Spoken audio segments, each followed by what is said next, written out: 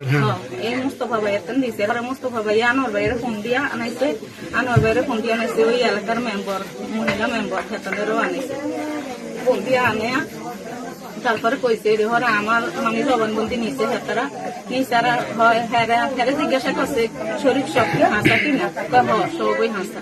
হে যা কইছে সবই হাসা। তলে তুমি বিয়ে করো, তোমাদের 2 দিনকার টাইম দিছি, তোমার সিদ্ধান্ত কি তুমি জানাই এটা কইছে। আর হ্যাঁ নাকি আছে, ঠিক আছে 2 দিনকার টাইম দিছে, তাহলে আমার মোবাইল দিয়ে দেন। দেখেছি না ভাই আপনারা মোবাইলটা দিবেন না, ওরে মোবাইলটা দিলে কিন্তু এটা অপমান আনছি।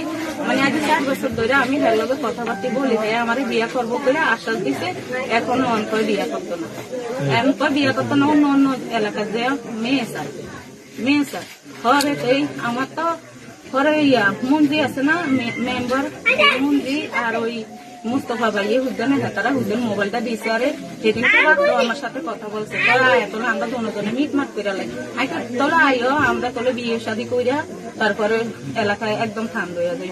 বিয়ে করলে কেউ কিছু করতে। আপনার বাড়ি কোন এলাকায় বললেন? জি আপনার বাড়ি? বাপের বাড়ি। বাপের বাড়ি সব। আপনি কি বিবাহিত? আপনার আগে স্বামী আছে না? না, স্বামী মারা গেছে। এর সাথে যখন শারীরিক সম্পর্ক হয় তখন কি আপনি তাকে বলেন নাই যে বিয়ে করার জন্য?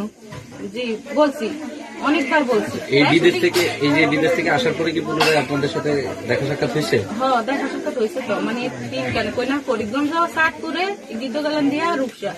বর্তমানে আপনি থাকেন কোথায়? আমার স্বামী হাজবেন্ডের বাড়ি কোন জায়গায়? এই যে হাজিবাড়ি। আপনি মানে তার অনেক অন্য অন্য ভালো ভালো ফ্যামিলিতে আমার সম্বন্ধ বাদাইছে, হ্যাঁ শুধু মানা করে দিছে, আমি বিয়ে বইতাম না হের কাছে। স্যার হ্যাঁ তো দেখছে আমি বলছে আপনাকে বিয়ে করবে।